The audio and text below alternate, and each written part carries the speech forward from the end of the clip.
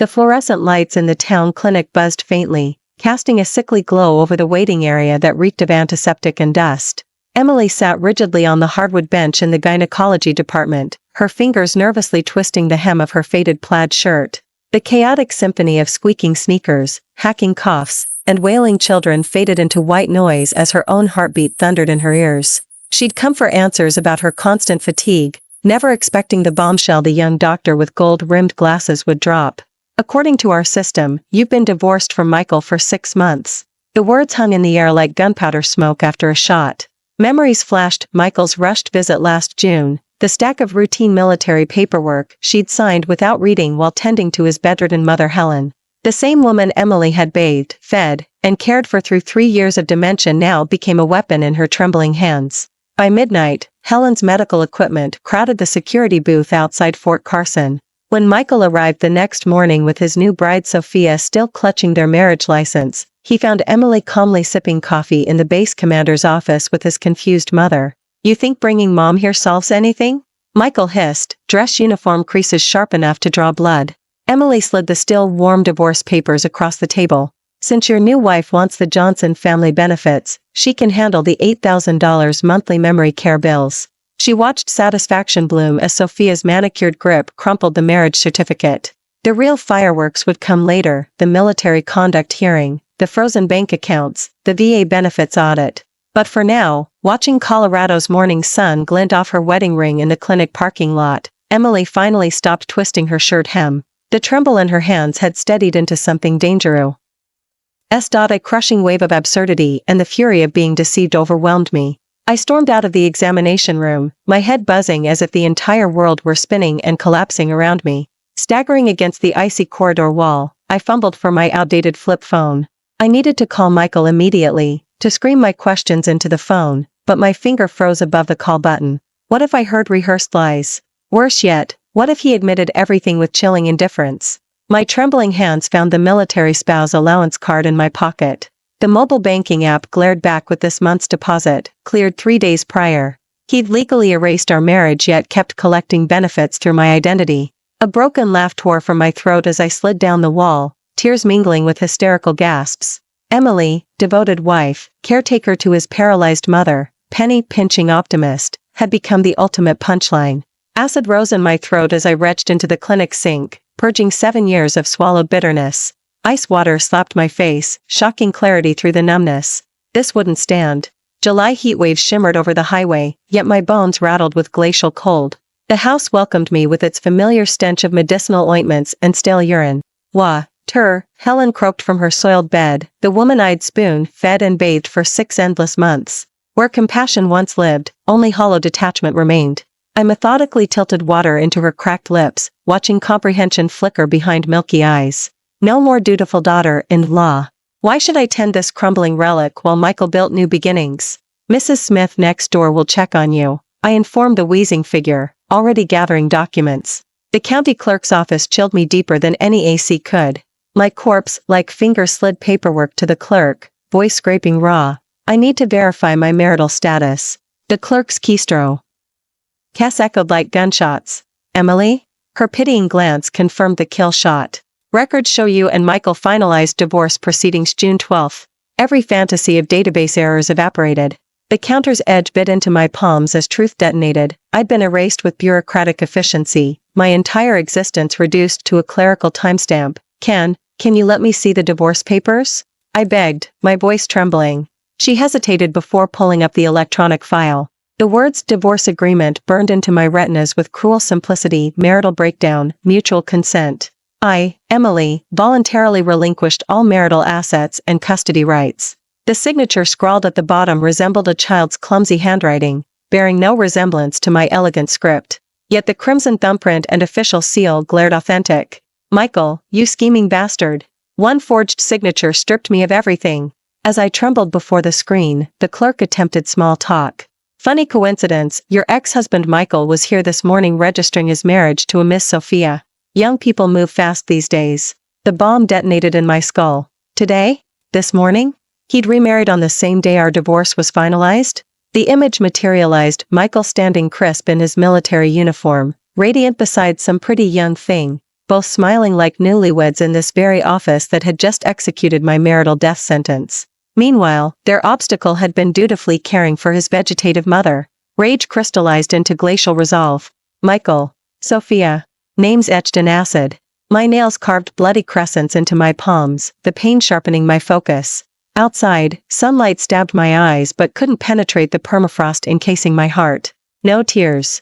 No scenes. Only ice-cold calculation. You'll pay. Oh, you'll pay.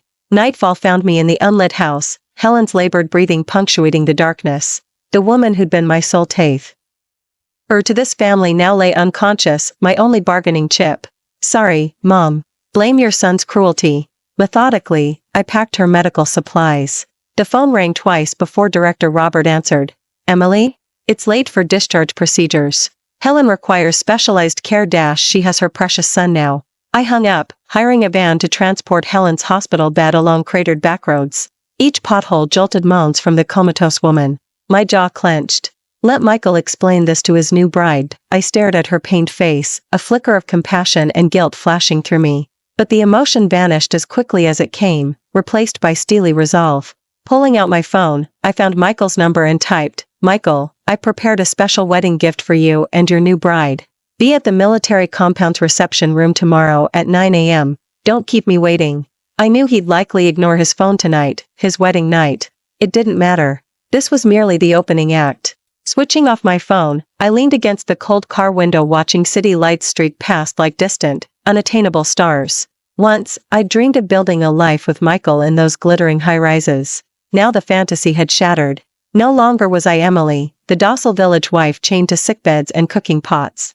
From this day forward, I lived for myself. 7 years of squandered youth and trampled dignity demanded reckoning. Dawn's pale light found me still awake as our van halted before the military compound's imposing gates. Sentinel towers stood watch over fluttering flags, the armed guard's stern gaze tracking our movements as we maneuvered Helen's hospital bed toward the security booth. State your business, the guard demanded, eyeing the wheezing elderly woman. I handed over my ID and expired military spouse card. Emily. Here to see Lieutenant Michael. Family emergency. My lips twisted bitterly around family. The guard frowned. He's on his honeymoon. Eve. His honeymoon? I feigned shock, gesturing to Helen. Then he needs to see this.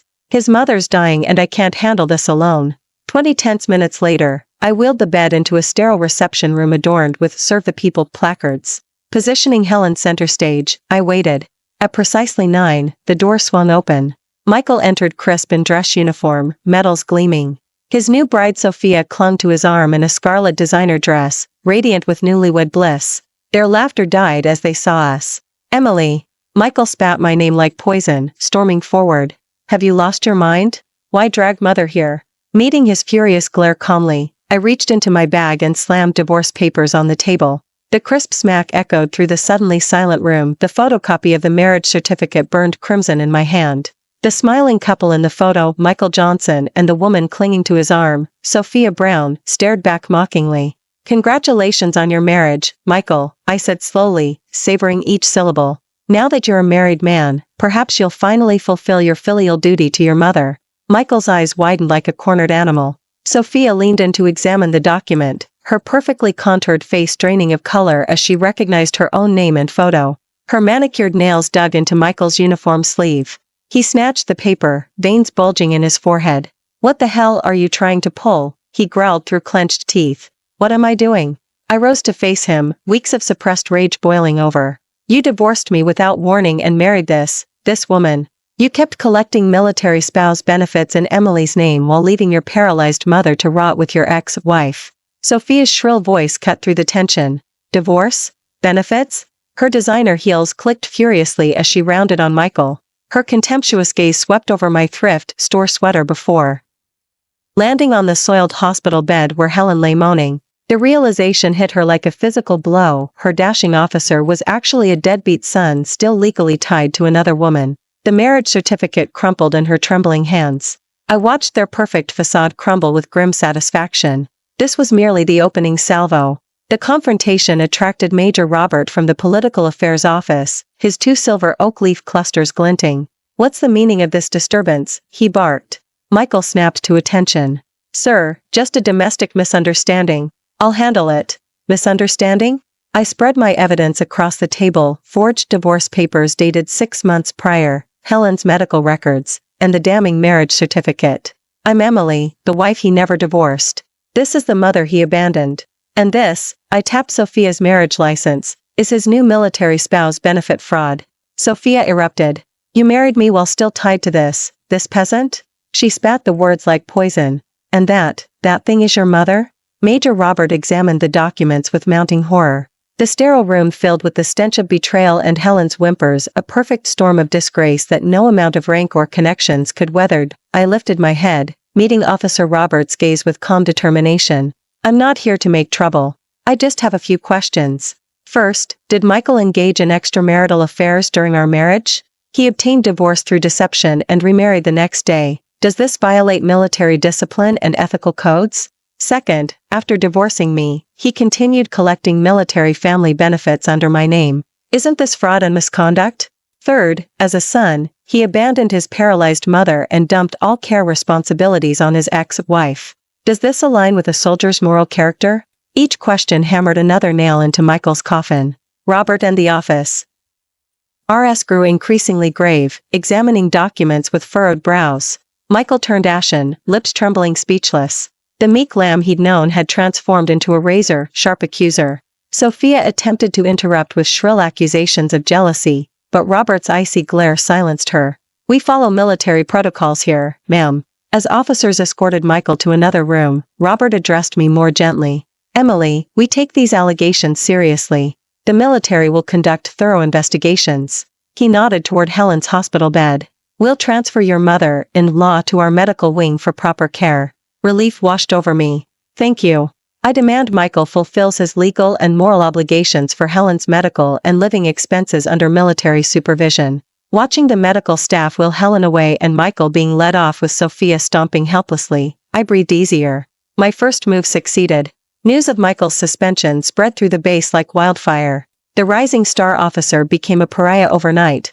Confined to write endless incident reports under disciplinary scrutiny, his promising career crumbled. Returning to their honeymoon suite, Michael faced not newlywed bliss but Sophia's hysterical meltdown. You lied. She hurled cushions, mascara streaking down her face. You said no baggage. Now I'm the joke who married a mother-abandoning deadbeat. Her screeches pierced the air as reality set in, no officer's wife glamour, just a bedridden mother-in-law and public shame. When Michael suggested sending Helen back to me, Sophia's rage escalated. Their wedding night dissolved into bitter recriminations. Meanwhile, I settled into base housing, a clean room with hot water and private bath, vastly superior to my rural home. Daily briefings updated me on investigations and Helen's condition. Military efficiency replaced village gossip, each report cementing my victory. I maintained a low profile and cooperated fully, NEI. They're prying nor stirring trouble. I simply waited quietly for the investigation results. I knew the military would certainly look into Michael's finances. True enough, within 2 days, Robert personally came to interview me, thoroughly examining our household income and expenses during my marriage to Michael. I produced a small notebook filled with meticulous records of every transaction. For years, I'd stretched his meager military salary and my own stipend to cover our household expenses, Helen's medical bills, and still managed to send money to his rural family.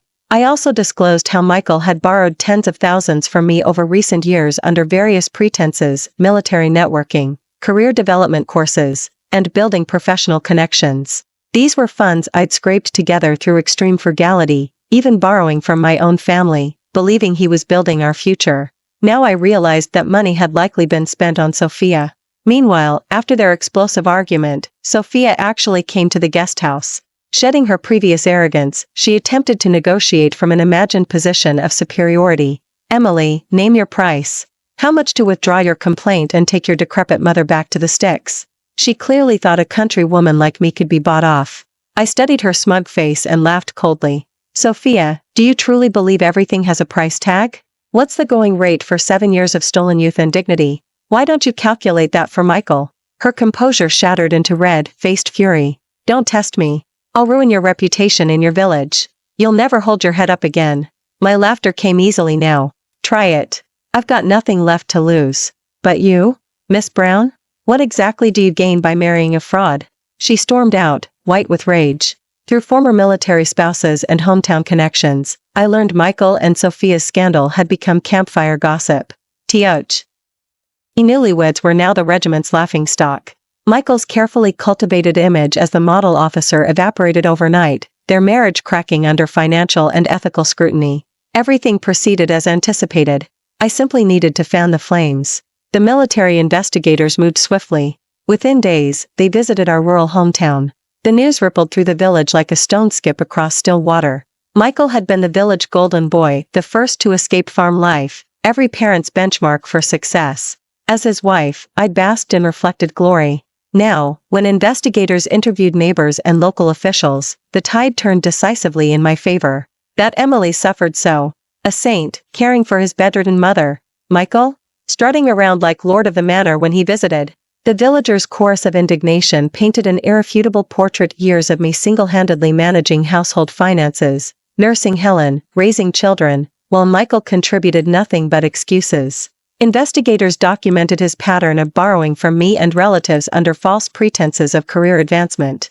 When questioned, I provided new evidence. Michael had made me open a bank account under my ID last year to receive suspicious wire transfers ranging from thousands to tens of thousands. Each deposit triggered urgent calls demanding immediate transfers to his designated accounts.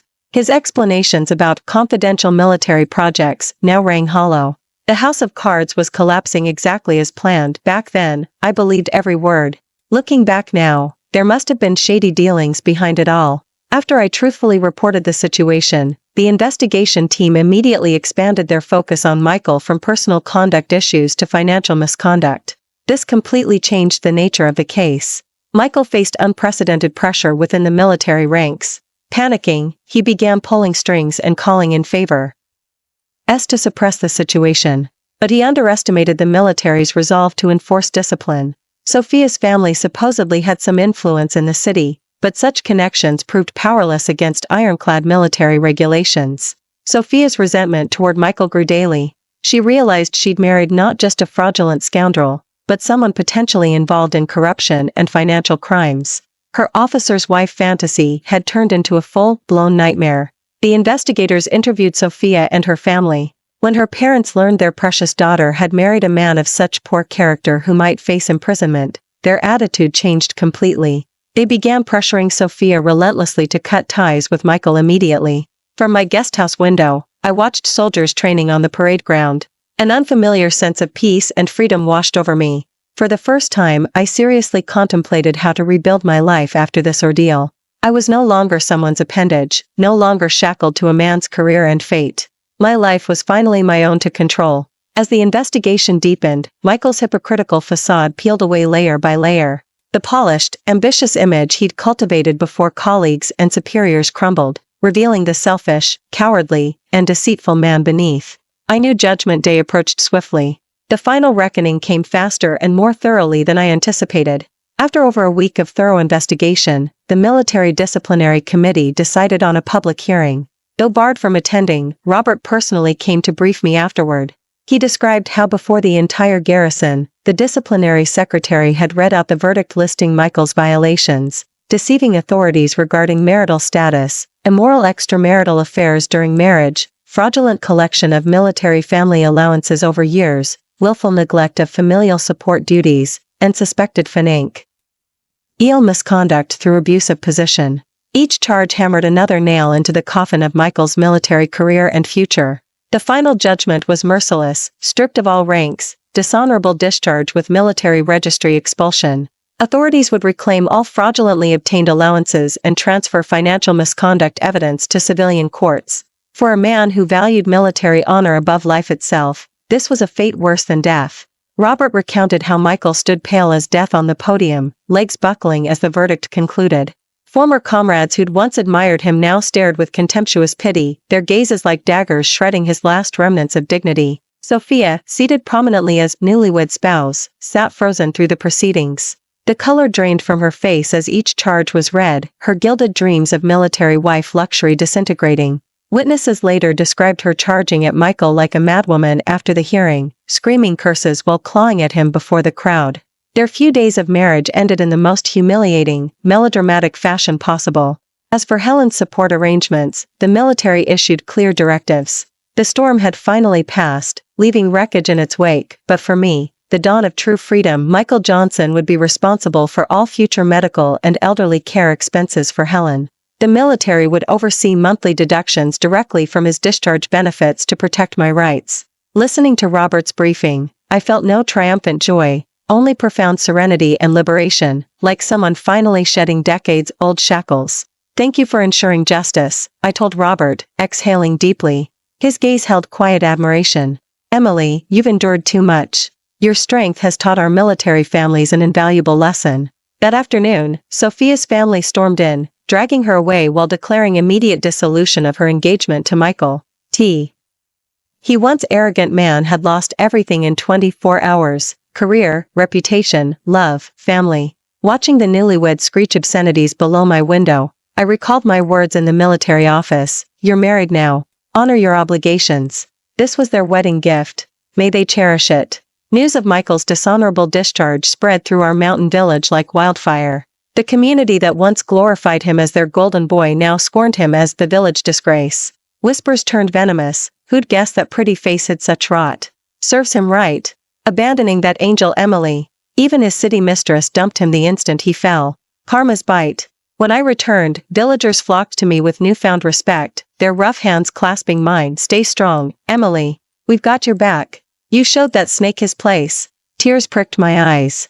No longer the meek military wife, I'd reclaimed my dignity with spine straight as cedar. Michael slunk back days later, a broken man haunting his childhood home, avoiding accusatory stares. Sophia divorced him swiftly, her family paying to erase the scandal. His pleas and threats only deepened her revulsion.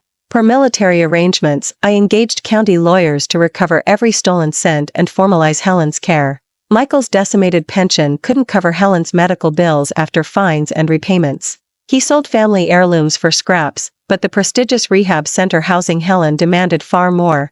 The village watched as justice unfolded, not through vengeance, but relentless accountability. Michael Johnson was bound by both legal and military regulations, required to visit regularly and make monthly payments. I visited Helen once. She lay in a clean hospital bed, looking healthier than she did at home, but her eyes remained vacant. The nurse said Michael had come to see her, kneeling by her bed and weeping for a long time, but she showed no response. Perhaps in her heart, her son was Aurea. Dead. Witnessing all this, seeing the man I once loved deeply now abandoned and destitute, I felt not an ounce of pity. He brought this upon himself. My life was now completely separate from his. It was time to close this chapter for good. I thought matters would settle here, but I'd underestimated human malice. Sophia, after divorcing Michael, found herself empty-handed and socially disgraced within her circle due to the scandalous marriage. Refusing to slink away defeated, she directed all her resentment toward me. With malicious intent, she began anonymously spreading rumors about me across social media platforms and local forums. She portrayed me as a scheming, insatiable country shrew. She claimed I'd known about Michael's impending divorce and deliberately kept Helen hostage as leverage. She accused me of extorting exorbitant compensation from Michael, leading to his military disciplinary action. Even my calm, decisive counterattack was twisted into a premeditated scheme to defraud him of assets. These elaborate rumors, complete with fabricated images and text, quickly stirred controversy among misinformed netizens. Distant relatives who saw the posts called demanding explanations. Before I could respond, Auntie Smith from the village stormed over with her phone. "Emily, look at this. What heartless monster is spreading these lies?" Reading the distorted claims and vulgar comments, I chuckled instead of raging. "Sophia, you think cyberspace is your final weapon? You underestimate me." In front of Auntie Smith, I dialed Director Wong of the town council. "Director Wong, this is Emily. I need to use the PA system to address the community." 30 minutes later, the village loudspeakers crackled to life. Standing in the town council office with prepared notes, I calmly recounted every detail into the microphone. Then I read aloud the damning evidence, the official military disciplinary document bearing bright red seals. Afterward, I personally posted He copy on the council's main bulletin board. The black and white document stood as irrefutable evidence. Every rumor collapsed into absurdity before this authoritative proof. Truth echoed through every street via the PA system. The community chat group exploded with supporters condemning the slanderer. Sophia's vicious counterattack became a resounding slap echoing back. cementing both her and Michael's disgrace throughout the community. But I wasn't done. Consulting my lawyer again, I learned I could demand full restitution of military benefits Michael fraudulently obtained in my name, plus sue for emotional damages from his deceptive divorce and infidelity. Without hesitation, I filed claims with both military authorities and the court. He needed to understand every cent owed would be repaid. When Michael received word, panic set in. Broke and already responsible for his mother's care, repayment was impossible. Yet he had the audacity to propose an off-record settlement, begging mercy for past affection's sake. Past affection? The words turned my stomach. Where was this affection when he schemed our divorce to frolic with another woman? My reply through messengers, see you in court. My mercy and kindness he'd mistaken for weakness. To deal with people like him, the only solution is to wield the sharpest blade, make him hurt, make him fear, make him remember the lesson for life.